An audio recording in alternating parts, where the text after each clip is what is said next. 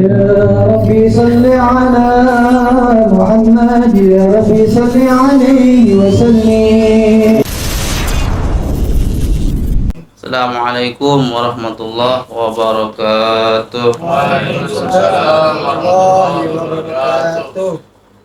Bismillah, alhamdulillah, wassalatu wassalamu ala rasulillah Sayyidina Muhammad ibn Abdullah wa ala alihi wa sahbihi wa man wala wa la hawla wa la quwwata illa billah. Subhanaka la ilma lana illa ma 'allamtana innaka antal alimul hakim. Rabbi shrah li sadri wa yassir li amri wahlul 'uqdatam min lisani yafqahu qawli wasaddid lisanana wahdi qulubana bijahin nabi Muhammadin sallallahu alaihi wasallam. Rabbi zidna ilman warzuqna fahman wa alhiqna bis salihin birahmatika ya arhamar rahimin. Allahumma aghnina bil ilmi wa zayyinna bil hilmi wa akrimna bit taqwa wa jammilna bil afiyah. Rabbana ighfir lana wa li walidina wa li muallimina wa li masyayikhina wa zawil hukka alaina wa li jamil muslimina wal muslimat wal mu'minina wal mu'minat al ahya'i minhum wal amwat innaka karimun mujibud da'wat wa qadiyal hajat wa ghafirudz dzunubi wal khati'ati arhamar rahimin ya akramal akramin amin ya rabbal alamin. Alhamdulillah, puji syukur kehadirat Allah Subhanahu wa taala yang telah memberikan kepada kita begitu banyak nikmat dan anugerah sehingga Allah taala memberikan kita taufik serta hidayah dan memudahkan langkah kita untuk datang dan duduk di tempat yang menjadi sebab insya Allah hajat kita Allah Ta'ala kabulkan. Tempat yang insya Allah menjadi sebab segala permasalahan kita Allah Ta'ala angkat. Tempat yang menjadi sebab insya Allah ini jalan kita dikaruniakan bertemu mimpi Nabi Muhammad SAW dan diakhiri usia kita sekalian dalam keadaan husnul khotimah. Amin Allahumma amin ya rabbal alamin. Salawat dan salam kita curahkan dan kita sampaikan kepada junjungan alam Baginda Agung Nabi besar Muhammad sallallahu alaihi wasallam. Begitu juga dengan keluarganya, para sahabatnya, dan kita selaku pengikut mudah-mudahan kelak diakui olehnya sebagai umatnya dan mendapat syafaatnya di yaumil qiyamah dan dapat meminum air telaganya dan dapat selamat sukses dunia sampai akhirat karenanya. Amin ya rabbal alamin. Hadirin rahimakumullah, langsung saja kita kembali melanjutkan daripada kajian kitab Iqdul Juman sampai kepada Bismillahirrahmanirrahim. Qalal musannifun nafa'anallahu bih wa bi ulumih fid dharaini amin. Jadi mengapa kok tadi suruh tahlil dulu, kemudian di awal juga kita baca Fatihah? Kalau kita ingat orang soleh, orang yang baik, insya Allah kelak kita juga akan diingat oleh mereka. Man zakaro sukiro wa man nasiya nusia. Siapa orang yang ingat maka akan diingat, dan barang siapa yang lupa maka akan dilupakan.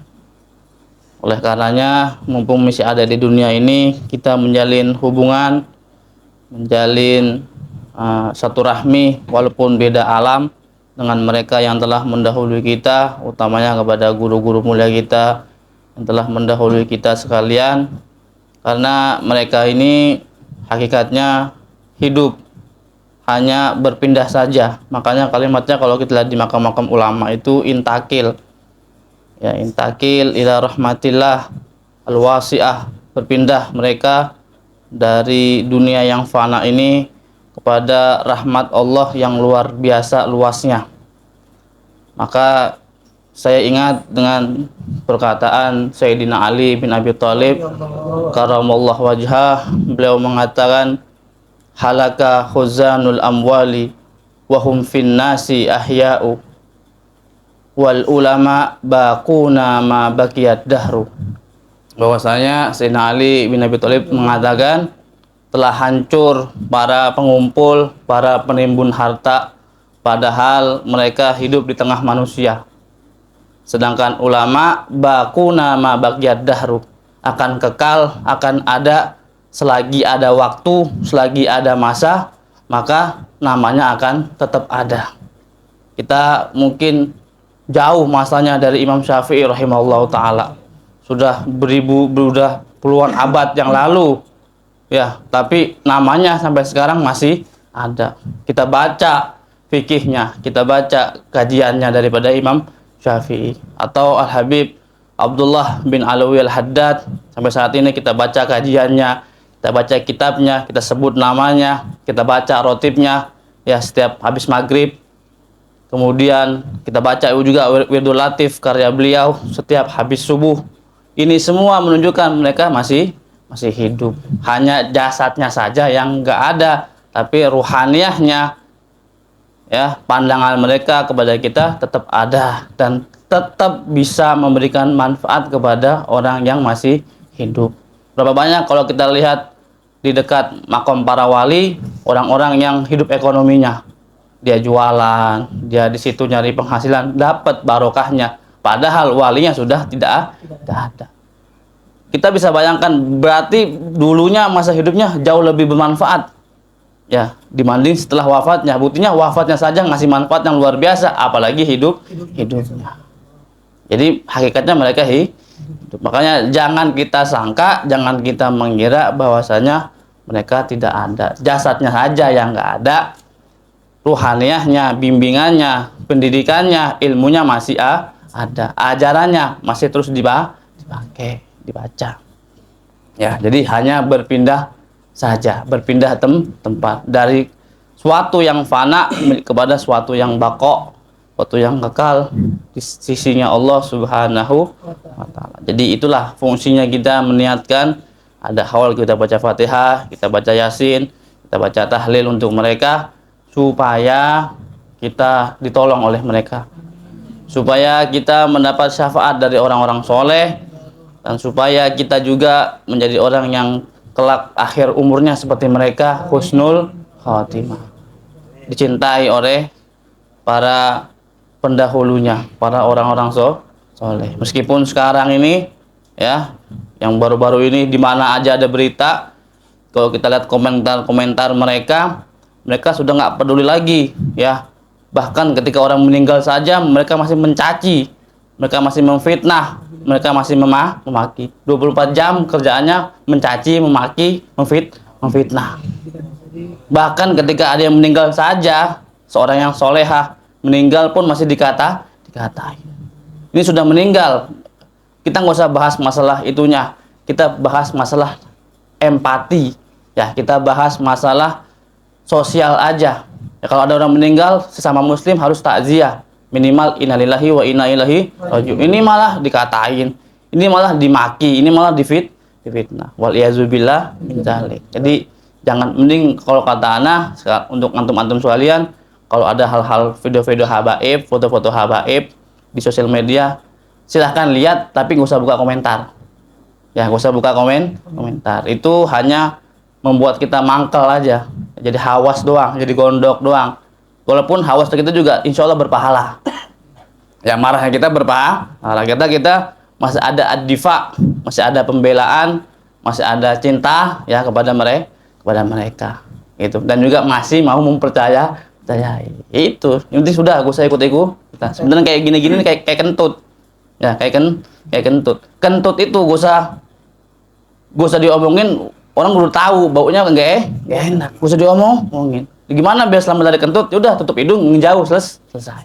Kalau yang begini-gini udah diem aja ya, anggap aja kayak kentut, udah menjauh, pergi, beres. Lama-lama juga hilang dengan sendiri, bukan dicari sumbernya, karena udah tahu sumbernya kentut dari mana ya, dari situ ya, dari dubur ya, dari kemaluan belakang. Jadi nggak perlu lagi sekarang nih, udah tahu nih fitnah-fitnah ini banyak di mana-mana ada, ya udah ya itu aja orangnya ya. Jadi gak usah terlalu diiniin. Minta doa aja sama Allah Ta'ala biar mereka ya, kalau memang ada iman dalam hatinya walaupun sedikit, biar dikasih hidayah, petunjuk. Kalau enggak ya udah, itu urusan Allah. Ini masalahnya yang dikata-katain para aulia. Sedangkan Allah juga bilang, man azali waliyan faqad azantuhu bil harb. Siapa yang ganggu waliku ini, kekasihku, maka aku umumkan kepada mereka berperang.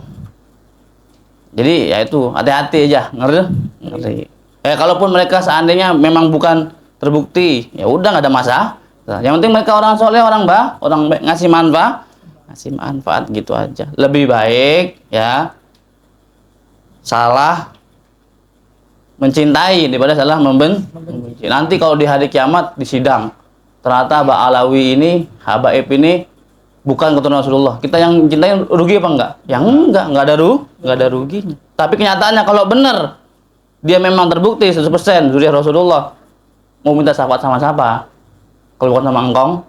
Ya udah, mending udah begitu aja. Ini biar tahu aja, biar pengarahan kepada jamaah malam Kamis supaya nggak usah ikut-ikutan tentang hal-hal yang begitu, dan juga nggak usah buka komentar di sosial media. Kalau ada video Habib udah lihat aja, saya lihat udah cari yang lain aja. Gak usah buka komentar. Kenapa? Bikin gondok doang. Karena ya isinya itu doang dari golongan-golongan mereka. Jadi kita minta aja Allah Ta'ala selamat daripada fitnah akhir zaman. Amin ya rabbal alamin. Nah, kemudian kita kesini, bismillahirrahmanirrahim. Qala al-musannifu nafa'anallahu bihi wa bi ulumihi fid daraini. Amin. Ya. Ila anqal, yaitu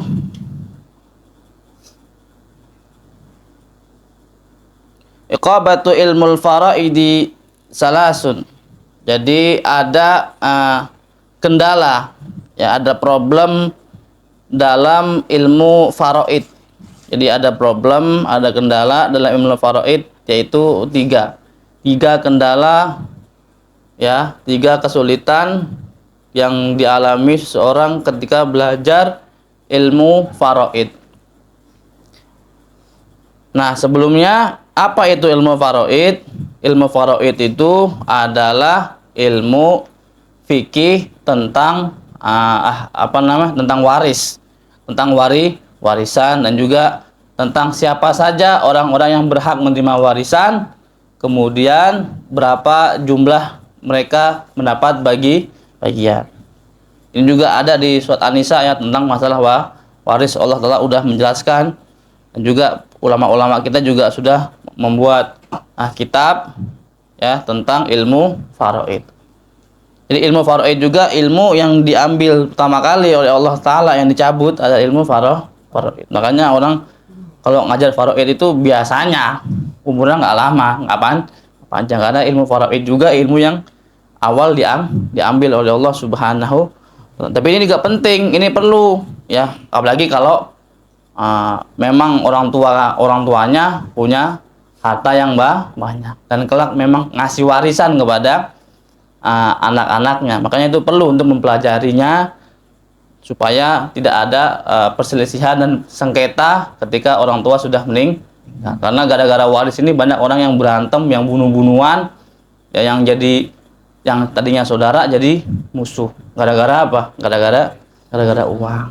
Ya, gara-gara waris. Hati-hati makanya. Jadi perlunya, itulah pentingnya dalam satu keluarga itu minimal ada satu yang ngerti agama, ada satu yang paham ilmu.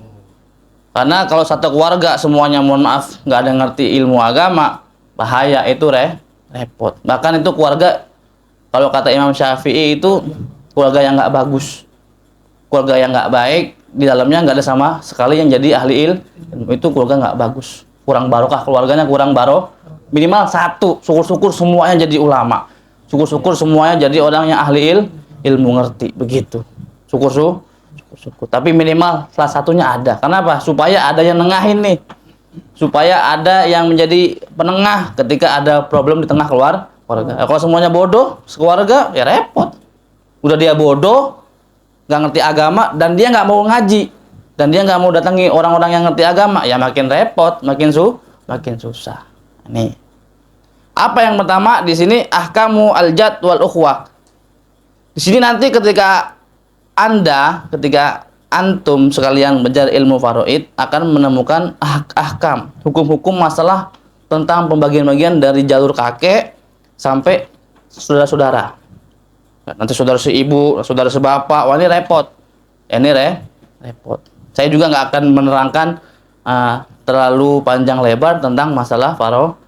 Karena juga percuma, orang mudeng. Mumet. Emang mumet, jujur mumet. Ada pembagian-pembagiannya yang repot. Udah pokoknya ada ilmu yang namanya faraid. Ilmu itu ngejelasin tentang bagian warisan. Kalau punya warisan, ya kalau kagak ya kak. Ya tapi nggak apa-apa belajar kudu supaya nanti kalau ada masalah orang tanya bisa jawab ya begitu. Kedua yaitu al-munasakhot. Yaitu apa al-munasakhot? Yaitu munasakhot nih meninggal. Ada yang meninggal di keluarga itu ya, atau meninggal sebagian ahli waris sebelum harta dibagikan. Ahli waris nih dapat jatah, tapi dia meninggal duluan. Nah, ini repot. Nanti bagi-bagiannya nih gimana? Itu yang kedua. Ya, jadi yang kedua ada meninggal sebagian ahli waris sebelum harta dibagikan. Dan yang ketiga adalah zawil arham. Ya, zawil arham ini yaitu ahli waris karena hubungan darah. Ya, karena hubungan darah nanti di situ dia mendapat hitung-hitungan dalam pembagian warisan. Jadi ini 3 hal yang menjadi kendala dari ilmu faraid. Yang pertama adalah hukum al-jad, kakek dan juga saudara-saudara. Kemudian yang kedua meninggal sebagian ahli waris sebelum harta dibagikan. Dan yang ketiga adalah ahli waris karena hubungan darah. Nih, jadi begitu, nggak terlalu saya terangkan begitu dalam masalah ilmu faraid. Nanti ada yang ahli-ahli, karena saya juga bukan ahli faraid ya. Nanti tanya kepada ahli-ahli faraid yang ngerti bagian-bagiannya begitu. Kemudian berikutnya al-fakiru iza radiya wa sabara lahu salasu karomat. Orang fakir, orang miskin apabila dia ridho dan sabar, dia mendapat 3 karomat, mendapat 3 kemuliaan. Ya, 3 kemuliaan didapat bagi orang yang fakir kalau dia mau ridho, ya mau rela dengan ketentuan Allah dan juga mau bersabar atas ujian yang Allah berikan kepadanya.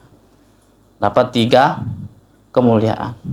Yang pertama adalah ghurafun fil jannah yura dhahiriha min batiniha wa batiniha min dhahiriha. Nanti dia yang pertama mendapat kemuliaan yaitu dia bakal mendapat ghuraf ya.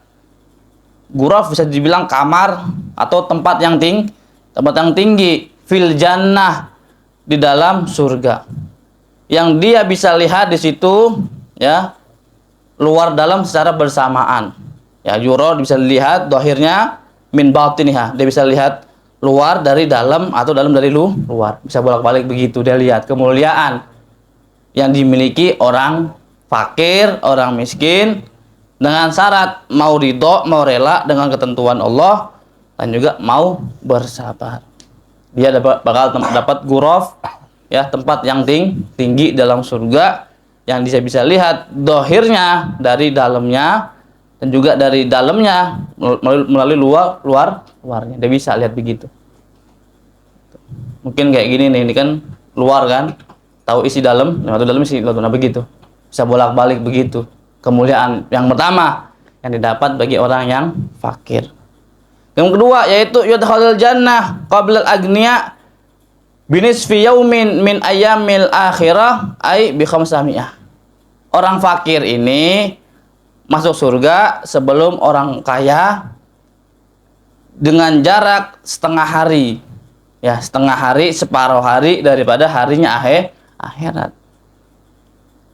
Berapa setengah hari dari akhirat kalau digabungin kalau kalkulasikan dengan waktu dunia, yaitu khamsami'ah aman.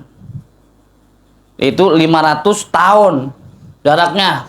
Duluan orang fakir masuk surga sebelum orang kaya dengan jarak setengah hari, separuh hari daripada hari akhirat. Berarti satu hari di akhirat sama dengan 1000 tahun di dunia.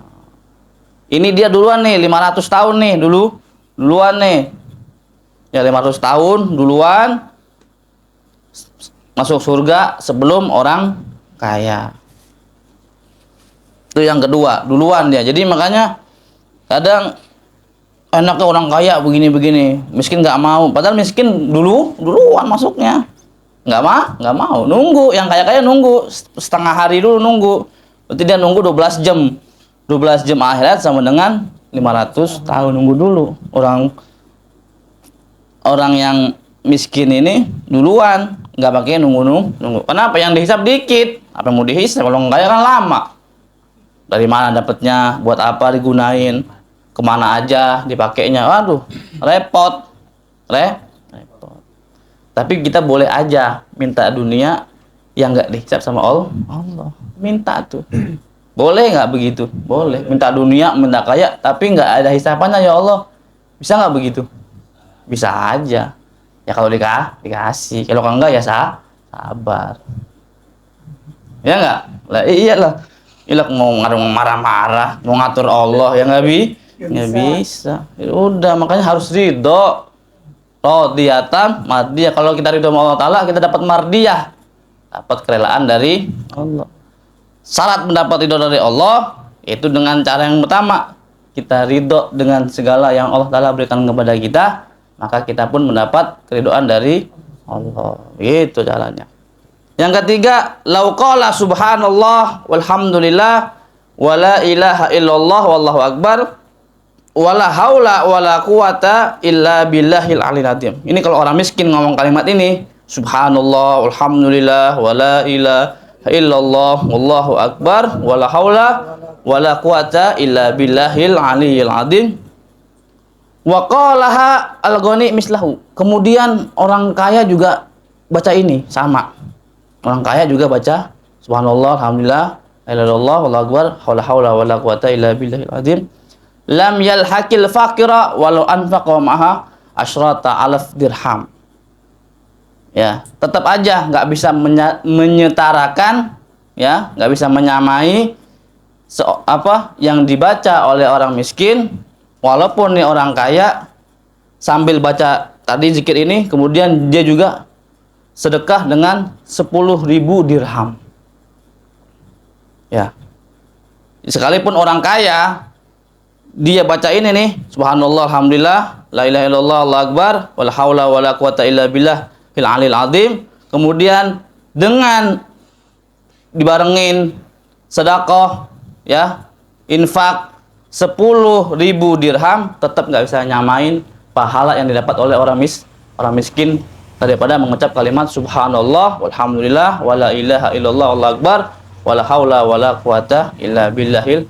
Artinya zikirnya orang miskin yang dia baca ini tadi lebih besar pahalanya di sisi Allah, walaupun orang kaya juga baca zikir yang sama, kemudian bukan hanya baca zikir tapi dibarengin dengan sedekah 10.000 dirham. Ya karena orang kaya bisa sedekah kapan aja, sedangkan orang miskin enggak. Tapi itulah ditinggiin derajatnya, mendapat kemuliaan dari Allah dengan syarat tadi ridho sama sabar. Ya kalau nggak sabar ya percuma, nggak bisa. Jadi syarat dan ketentuan berlaku, yaitu dengan ridho dan sabar atas ketentuan Allah Subhanahu wa Ta'ala. Tapi orang miskin nih, orang fakir nih luar biasa loh. Dalam menjamu orang nih kayaknya lebih royal orang miskin kayaknya daripada orang kaya. Nggih boten? Nah, bener gak? Makanya sebagian orang mengatakan seperti ini. Al-fuqara akram min kasiril agniya. Ya, al-fuqara akram min kasiril agniya. Ya. Orang fakir ini, orang miskin ini kadang kalanya lebih karom, lebih dermawan, lebih baik daripada sebagian orang kaya. Ini benar ini nyata. Coba dah kalau kita ke rumah orang yang sederhana, yang biasa aja, yang dia punya dia keluarin semuanya tuh. Ya, dia punya teh, dia bikinin teh, dia kasih air putih segala macem. Dia mampunya beli malkis, dia beli malkis, beli Roma, itu doang. Dia keluarkan apa yang dia mampu. Tapi orang kaya buat ngeluarin nyuguhin kayak gitu aja susah kayaknya. Padahal kalau hitungan ekonominya, hitungan pendapatannya, kebanyakan orang kaya jauh nggak ada bandingannya. Tapi masalah dermawan, kadang-kalanya lebih baik, lebih dermawan orang miskin. Coba aja kita bisa lihat ya ke rumah-rumah, acara-acara, ya kadang jangan tertipu sama acara-acara. Kadang acara orang miskin nih, orang fakir nih, wah paling dapatnya kayak berapa gitu ya, atau lagi kerja apa aja. Tapi kadang malah kebalikannya, orang kaya nih cuan-cuan, enggak, malah orang kaya medit, bakhil. Kenapa? Dia ngerasa ya apa nih dapat dengan kerja keras, susah payah. Aku kasih cuma-cuma aja begitu. Ada hitungannya orang kaya mah, tapi orang miskin enggak. Udah dapat barokah bagi sama-sama kita ngerasa gitu. Bener nggak? Iya, siapa aja, mungkin yang ngajarnya, yang kerjanya. Kalau orang kaya miskin pasti bedain dah sambutannya. Ya, sambutannya, pelayanannya bagus mana? Bagusan orang miskin. Ya walaupun nggak semua orang kaya begitu. Ada juga kalau kaya yang hidup mah baik dia, royal, ngasih orang, bantu orang. Dan kalau mau minta yang tajir, kayak yang begitu tuh, yang royal, yang loman sama duit, sama orang bagi-bagi. Ya, kita minta kalau memang pengen jadi kaya yang baik, kaya yang dermawan, yang bantu orang, menjadi manfaat, yang jadi maslahat, khususnya buat agama Nabi Muhammad SAW. Jadi